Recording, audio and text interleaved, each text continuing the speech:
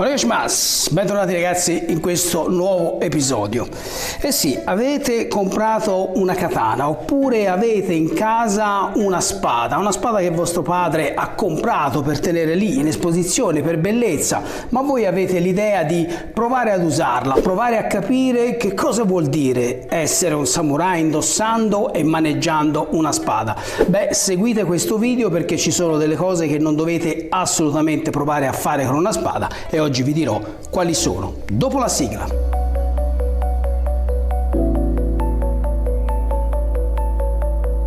Beh ragazzi, bentornati sul mio canale. Come ho detto, avete una vostra spada oppure avete in casa una di queste e volete provare ad usarla. Beh ragazzi, la prima cosa che non dovete fare è assolutamente non dovete provare a tagliare niente, soprattutto materiali duri, ma semplicemente non sono state costruite per andare contro alcuni materiali. Se tu dovessi provare a usare la tua spada su un materiale sbagliato o troppo duro, spezzeresti la tua preziosa forse spada, ma soprattutto rischieresti di farti davvero male. Avvertimento numero 2: non portarti la spada nascosta tra i vestiti. Va bene, dai, sto scherzando, insomma non hai intenzione di farlo davvero, ok? Comunque non devi portarti mai la spada dietro oppure in macchina, ci sono leggi molto severe. Farti trovare in giro con una di queste, beh ragazzi, è una pessima idea. Potresti pensare di nasconderla in macchina, ma al primo controllo, se dovessero mai trovarti la spada anche in macchina, rischieresti una denuncia, perché questi sono oggetti che non si possono portare. Per chi pratica è consentito il trasporto unicamente da casa al luogo di allenamento e dal luogo di allenamento a casa, passando sempre per la via più breve. Durante il trasporto la spada deve essere chiusa a chiave in bauliera all'interno di un contenitore, insomma non deve essere immediatamente raggiungibile. Chi trasporta la spada deve poter dimostrare che usa la spada per esigenze sportive e, come ho detto, non è che una volta uscite dal corso ve ne andate a mangiare la pizza con la spada in macchina, perché ragazzi rischiate veramente grosso. Un'altra cosa importante: quando la spada, soprattutto per chi pratica, è all'interno della macchina, cercate di non lasciare mai la spada incustodita. Come ho detto, assicuratevi sempre che la spada sia chiusa in bauliera e non abbandonata sui sedili dove può essere raggiunta da qualcuno. Stessa cosa se la tenete in casa, cercate di non tenerla fuori in giardino appesa dove può essere vista, insomma non lasciate mai la spada incustodita. Suggerimento numero 3: ok, non usare la spada come strumento per fare qualsiasi cosa che non sia il suo uso, perché potrebbe piegarsi o spezzarsi anche se è fatta di acciaio. Insomma, stai cercando di aprire un barattolo, di forzare un coperchio? Questo è uno strumento che serve per tagliare, per perforare, non uno strumento che serve per aprire una cassa per esempio o una finestra bloccata. Per fare queste azioni ci sono altri strumenti. Non usate la spada per fare una di queste azioni perché, come ho già detto, la lama potrebbe spezzarsi e rimbalzare in modo anomalo, ferendovi veramente gravemente. Suggerimento numero 4: ok, ne tieni una nascosta in casa perché se ti entrano i ladri, beh, sarai in grado di difenderti. Scordatelo. Probabilmente usando una di queste come arma per difenderti riuscirai a metterti nei guai in modo veramente serio, senza considerare il fatto che la spada può essere comunque trovata ed usata contro di te. Insomma, ti consiglio di tenere la spada in un posto sicuro dove sia molto difficile arrivare anche per te. Se stai pensando invece che in caso ti siano entrati i ladri in casa tu possa difenderti con una di queste, beh, devi veramente prepararti ad affrontare periodi bui, perché la legge sul fatto della difesa personale parla chiaro: non puoi difenderti usando una di queste. Suggerimento numero 5: ti sei divertito a tagliare qualche cocomero, qualche frutta, qualche banana, poi hai rimesso la spada a posto sperando che nessuno se ne accorga e hai fatto un danno serio. Se fai una di queste operazioni di tagliare la frutta, cosa che che io ti sconsiglio di fare se non sei un esperto.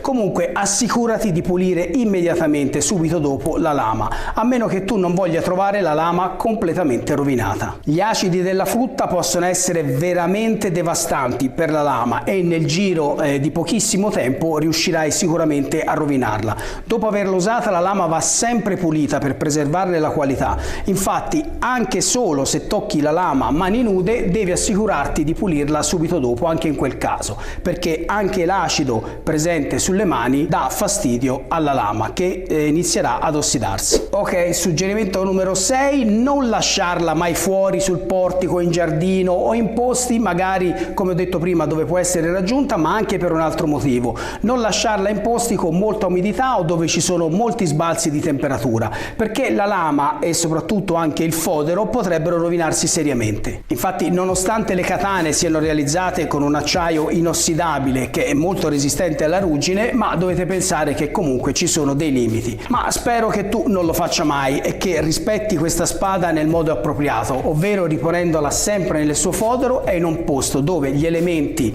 come caldo, freddo, umidità non la influenzeranno. Ok? Ok, hai visto l'ultimo cartone animato, l'ultimo film di arti marziali e la tentazione di fare delle acrobazie con la spada è molto forte. Beh, non tentare di fare il giocoliere o acrobazie con una di queste. Non giocare in nessun modo mai con la lama. Corri il rischio di essere pubblicato sui social media con tutti gli altri video di cose e azioni finite molto male. Ok, consiglio numero 8: siete stati a San Marino e non avete resistito. Voi o vostro padre finalmente vi ha comprato una di queste spade. Ecco ragazzi, non usate mai una di queste spade. Queste spade sono delle riproduzioni, sono di un acciaio inox di scarsissima qualità. Inoltre la lama è incollata qua all'impugnatura e non ha le caratteristiche vere di una katana. Questo rende queste spade delle spade da esposizione. Assolutamente non devono essere usate nemmeno per fare delle tecniche a vuoto, perché come ho detto la lama è saldata solo qui alla base e quindi anche volteggiare la spada a vuoto, la sollecitazione di queste tecniche potrebbe far sì che la lama si spezzi all'improvviso. E questo ci porta al suggerimento numero 9: se avete intenzione di usare una spada dovete comprare una spada da dei rivenditori autorizzati che vendono spade che sono state costruite proprio per l'allenamento. Al di là della qualità dell'acciaio, questo vorrà dire che la spada avrà una solidità nella costruzione per cui può essere maneggiata sempre in sicurezza. Naturalmente va maneggiata con attenzione, ma è possibile usarla. Acquistare repliche come la spada di Kill Bill o la spada di Michonne di Walking Dead in linea di massima è una cosa che non dovete fare, perché queste spade sono sempre delle riproduzioni, sono da cosplay, da esposizione e praticamente non possono essere mai usate per fare nessun tipo di tecnica o di esercizio. Ok, non posso usare la spada perché rischio di farmi male, ma aprirò qualche tutorial su YouTube e inizierò a praticare da autodidatta. Questo ci porta al suggerimento numero 10: non cercate di imparare, fai da te. Per quanto possa sembrare facile guardare qualche tutorial o qualche lezione su YouTube su come maneggiare la spada, la pratica della spada è fatta in realtà di tanti accorgimenti che, se non conosciuti, possono farti rischiare davvero grosso. E se proprio vuoi provare, mi raccomando, mai con una spada affilata. Suggerimento numero 11: voi avete a casa una di queste spade che non sapete nemmeno da dove arriva e il vostro amico a casa sua ne ha uno uguale.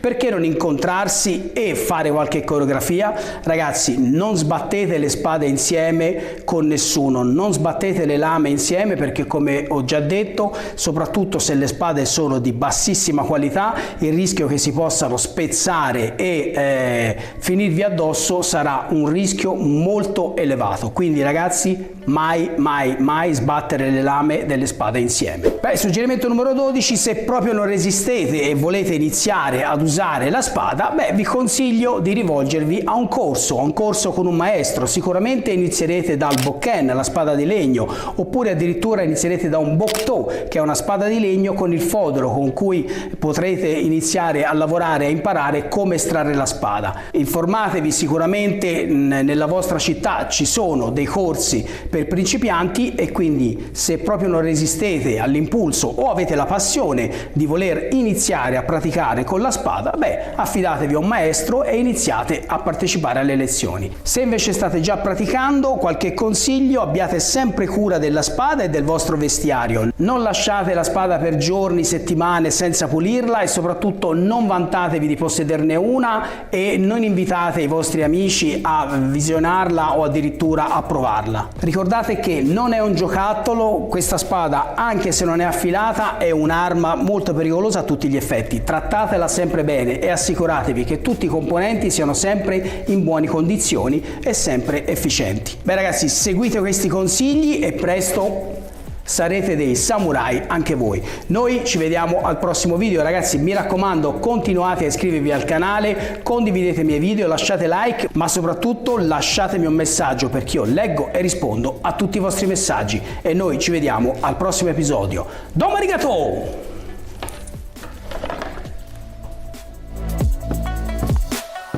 この時を待ってたぜ。